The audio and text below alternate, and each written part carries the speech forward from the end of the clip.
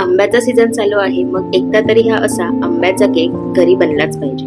हा केक इतका perfect, soft आणि टेस्टी होतो ना, तुम्ही जरूर करून बघा. आणि समर वेकेशन मध्ये मुलांसाठी तर हा एकदम परफेक्ट खाऊ होईल. हा केकचा पीस तुम्हाला बघून कळतच असेल किती स्पॉन्जी हा केक होतोय.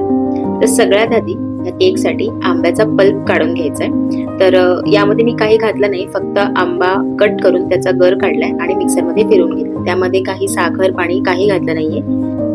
एक मीडियम साईजचा बऱ्यापैकी मोठा आंबा होता माझ्याकडे. तर हा पल्प आहे तो एकदा चाळून घ्यायचा आहे, म्हणजे त्याच्यामध्ये काही फोडी राहिली असेल, आंब्याचे काही धागे असतील तर ते बाजूला होतील, केकमध्ये जाणार नाही. तर आंब्याचा पल्प आपला तयार आहे. बरोबर 1 कप आंब्याचा पल्प आहे.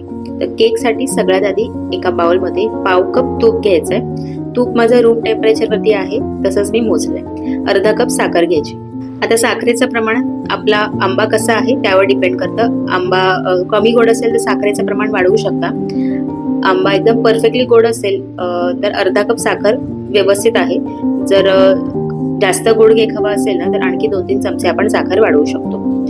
तर साखर आणि तूप चांगलं मिक्स करून घ्यायचं आहे. फक्त मिक्स करायचं, जास्त फेटायची गरज नाही. फक्त 2 ते 3 मिनिटं आपल्याला विस्कने चांगलं फेटून घ्यायचं आहे, मिक्स करून घ्यायचं आहे. आणि त्यामध्ये आपण जो आंब्याचा पल्प केला होता तो घालायचा आहे. आता हे सगळं एकजीव करायचं आहे, सगळं मिक्स करून घेऊयात. आता हे जसं जसं मिक्स होईल ना, याचा रंग थोडासा लाईट होईल बघा.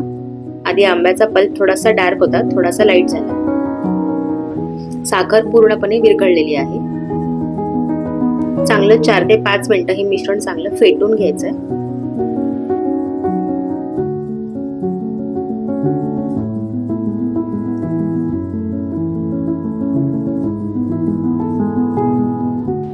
आपले वेट इन्ग्रेडियंट सगळे रेडी आहेत. यामध्ये आता घालायचा आहे मैदा.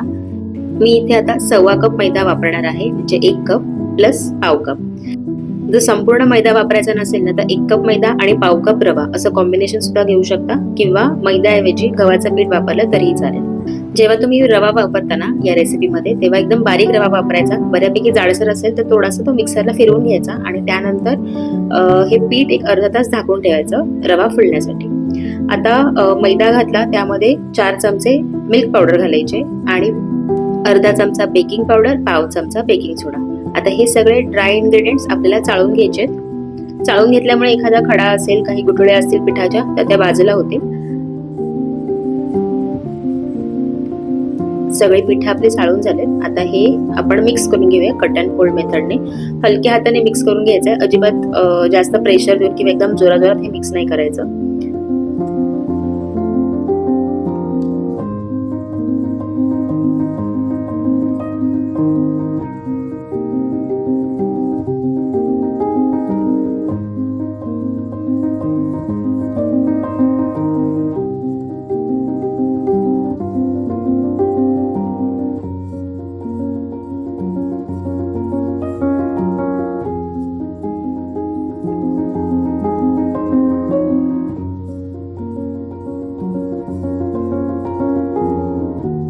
बघू शकता मिक्स झालेला आहे बऱ्यापैकी. यामध्ये आता घालायचं व्हॅनिला एसेन्स. जर तुम्ही रवा वापरला असेल ना तर व्हॅनिला एसेन्स घालायचं, मिक्स करायचं आणि या स्टेजला अर्धा तास हे झाकून ठेवू शकता मिश्रण. व्हॅनिला एसेन्स सुद्धा सगळं मिक्स करून घेऊया. आता या केकचं बॅटर बघा थोडंसं घट्ट आहे, तर सगळ्यात शेवटी दूध वापरणार आहोत आपण. एकदम पातळ असं बॅटर करायचं नाहीये. मावा केक करताना आपण कसं घट्ट असं बॅटर ठेवलं होतं, तसंच या केकला सुद्धा बॅटर तसंच ठेवायचं आहे. तर मी बरोबर फक्त 2च चमचे दूध यामध्ये वापरते आहे. जास्त दूध वापरलं तर ते फार पातळ होईल आणि जेव्हा आपण केक बेक करू ना तो असा खाली बसला जाईल. तर तसा नाही करायचा आपल्याला, म्हणून अगदी 2 चमचेच दूध मी इथे वापरणार आहे. दूध सुद्धा यामध्ये मिक्स करून घेऊया.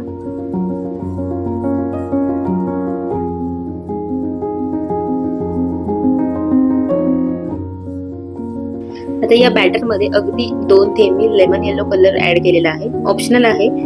तुमच्याकडे कलर असेल येलो तर घाला, नाही घातला तरीही चालेल, पण हळद घालू नका.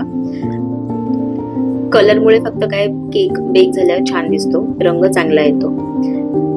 आता हे बघा व्यवस्थित मिक्स करून झालंय. कन्सिस्टन्सी बघा, अगदी जास्त पातळही नाही आणि घट्टही नाही, अशीच कन्सिस्टन्सी असली पाहिजे. बघू शकता एकदम परफेक्ट कन्सिस्टन्सी आलेली आहे. आता केकचा टीन मी ऑलरेडी रेडी केलेला आहे. बटर पेपर लावून त्याला तूप लावलेलं आहे. आता हे बॅटर त्या केक टीन मध्ये ट्रान्सफर करूया आणि हे केक टीन मध्ये ट्रान्सफर केल्यावरती थोडंसं टॅप करून घेऊयात, म्हणजे काही एअर बबल्स असतील तर ते निघून जातील. आणि चमच्याने थोडंसं स्प्रेड आउट करून एक छान लेअर करून घेऊ, म्हणजे बेक झाल्यावरती तो सगळा इव्हनली बेक होईल. आता हे व्यवस्थित लेवल करून झाले की यावरती टॉपिंगला तुम्ही ड्रायफ्रुट्स टाकू शकता किंवा मँगोचे पल्प असतात तेही टाकू शकता. इथे मी टुटी फ्रुटी वापरते आहे, आपण फालुद्यामध्ये किंवा बिस्किट्समध्ये वापरतो ती.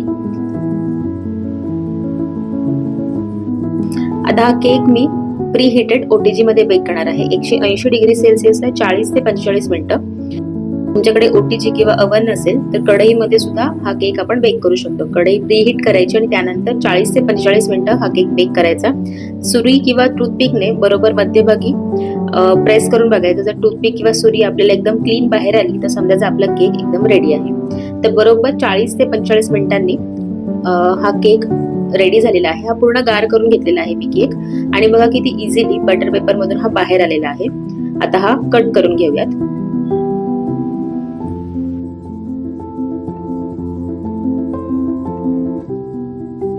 हा केक सुद्धा बघा एकदम इझिली कापला जातोय, अजिबात त्याचे तुकडे पडत नाहीत मधून.